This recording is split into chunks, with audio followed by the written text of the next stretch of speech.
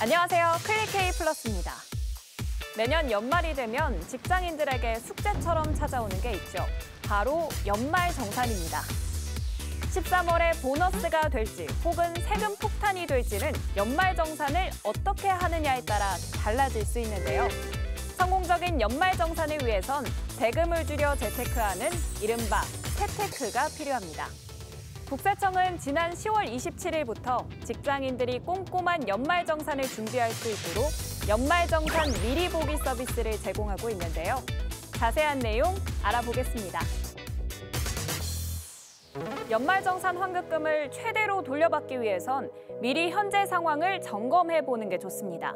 홈택스의 미리 보기 서비스를 활용하면 올해 1월부터 9월까지 쓴 신용카드 사용 금액을 바탕으로 돌려받을 수 있는 연말정산 예상세액을 확인할 수 있습니다. 이때 가장 먼저 살펴야 할 건 카드 소득공제인데요. 총급여 25%를 초과한 금액에 신용카드 15%, 현금 영수증, 직불카드, 체크카드 30%, 전통시장, 대중교통 40%의 공제율을 곱해 나온 공제액은 세금 부과 기준인 과세표준에서 차감됩니다. 이때 공제를 받으려면 신용카드 등 사용 금액이 총 급여액의 25%를 넘겨야 하는데요. 즉, 연봉의 25%를 넘겨서 사용한 금액부터 공제를 받을 수 있습니다. 소득공제를 받을 수 있는 총 급여의 25%를 넘기지 못했다면 남은 2달 동안 체크카드보다 할인과 포인트 적립 등의 혜택을 누릴 수 있는 신용카드부터 쓰는 게 좋습니다. 맞벌이 부부의 경우 부양가족의 신용카드 등 사용 금액을 부부 중 누가 공제받는 게 유리한지 모의 계산도 가능합니다. 예를 들어 총 급여가 7,500만 원인 직장인 A씨의 신용카드 사용액이 3천만 원이고 맞벌이하는 배우자 B씨는 총 급여가 5천만 원, 신용카드 사용액이 1,500만 원일 경우 누가 부양가족의 신용카드 사용액 1,000만 원을 공제받는 게 유리할지 알기 어려운데요. 이럴 때 연말정산 미리 보기를 이용해 계산하면 쉽게 확인됩니다. A씨의 신용카드 공제액은 169만 원이지만 부양가족에 대한 공제도 받는다면 250만 원으로 81만 원의 소득공제가 가능합니다. B씨의 경우 38만 원의 공제를 받을 수 있지만 부양가족에 대한 공제까지 포함하면 188만 원의 공제를 받을 수 있습니다. 다시 말해 공제액이 150만 원으로 남편이 공제를 받을 때보다 더 유리합니다. 올해부터는 20, 30대 근로자를 대상으로 월세액 세액공제, 교육비 세액공제, 중소기업 취업자 감면 등 빠뜨리기 쉬운 공제 항목에 대한 맞춤형 안내를 함께 제공합니다.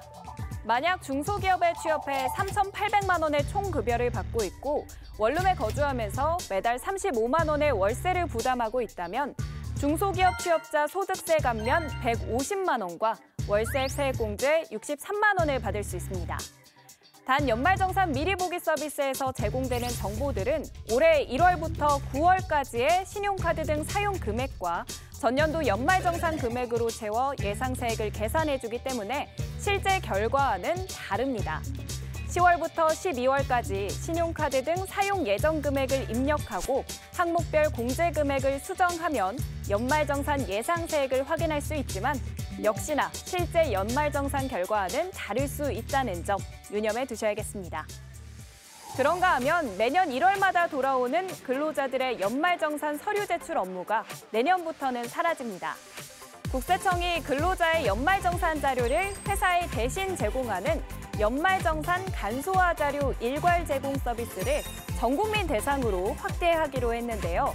그동안은 근로자가 국세청 홈택스에서 자료를 내려받아 회사에 제출해야 했지만 앞으로는 회사가 국세청에 연말정산 대상 근로자 명단을 등록하면 근로자는 서류 제출 없이 연말정산을 받을 수 있습니다.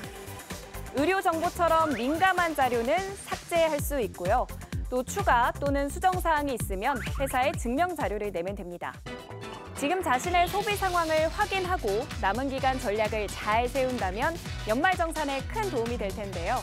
꼼꼼하게 챙겨서 13월의 월급 두둑이 챙기시기 바랍니다.